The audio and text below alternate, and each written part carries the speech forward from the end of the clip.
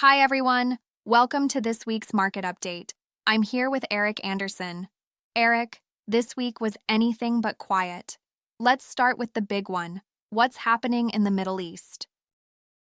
Yes, this was the week geopolitical risk jumped off the page and hit the markets hard. Overnight, reports emerged that Israel launched strikes on Iranian nuclear facilities. While tensions had clearly been rising, this escalation was still a shock, and markets reacted as you'd expect. Brent crude surged almost 10% in early trading, its biggest move in months. Now here's the real kicker. Oil had actually been one of the key disinflationary forces underpinning the recent cooling in global CPI prints. That story may now be over. With energy prices back in play, volatility is creeping back into inflation expectations, and we're seeing equity futures sell off across the board, down 1 to 1.5% as we record this. So geopolitics isn't just noise this time. It's macro-relevant, inflation-linked, and potentially central bank altering. Let's pivot to the US. A very different kind of disruption. ICE raids and business sentiment are both making headlines.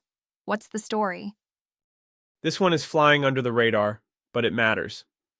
The Immigration and Customs Enforcement Agency is targeting 3,000 arrests a day, an aggressive crackdown that's starting to visibly impact sectors reliant on undocumented labor. Construction sites are stalling, agricultural supply chains are fraying, small and mid-sized businesses, many of them already fragile, are now feeling the squeeze. It's showing up in the data. The quarterly confidence survey for U.S. mid-sized companies saw its sharpest drop in a decade, excluding COVID. And it's not just business sentiment. We're seeing it in consumer behavior too. Companies like Coca-Cola, Colgate, and even Wingstop are reporting declining sales among Latino consumers. These enforcement policies aren't just political, they're economic. It seems like the inflation debate just keeps evolving. Tariffs, oil, immigration, now bananas? Yes, literally bananas. Prices were up 3.3% month on month in May. It sounds trivial, but it's emblematic. Bananas are ultra-sensitive to supply chain stress, and they're now flashing inflation. We've spent weeks talking about lagged effects from tariffs.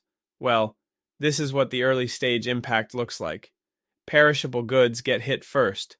As port delays and shipping frictions mount, we'll likely see similar price pressure creep into other parts of the basket. So while headline CPI remains contained, just 0.1% last month, the underlying components are beginning to stir. Let's stay with inflation for a moment. What's your read on the latest CPI print? The May CPI was a bit of a Goldilocks read. Soft headline, firmer core. Headline rose 0.1%, and the annual rate ticked up to 2.4%. But core CPI, excluding food and energy, remains sticky at 2.8%. Housing, particularly shelter, was the main driver again. Interestingly, some of the categories we'd expect to be tariff impacted, cars, clothing, actually fell in price. That suggests the real pass-through is still coming. The Fed will take comfort in the muted headline, but core inflation and geopolitical noise mean they'll tread carefully.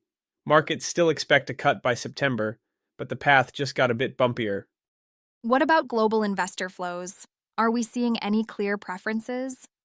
Yes, and they're fascinating. In May, U.S. equity funds saw outflows of nearly $25 billion. Europe, by contrast, had its strongest inflows in 4 years, $21 billion. And emerging markets saw $3.6 billion of inflows, driven by a weaker dollar and a more dovish ECB.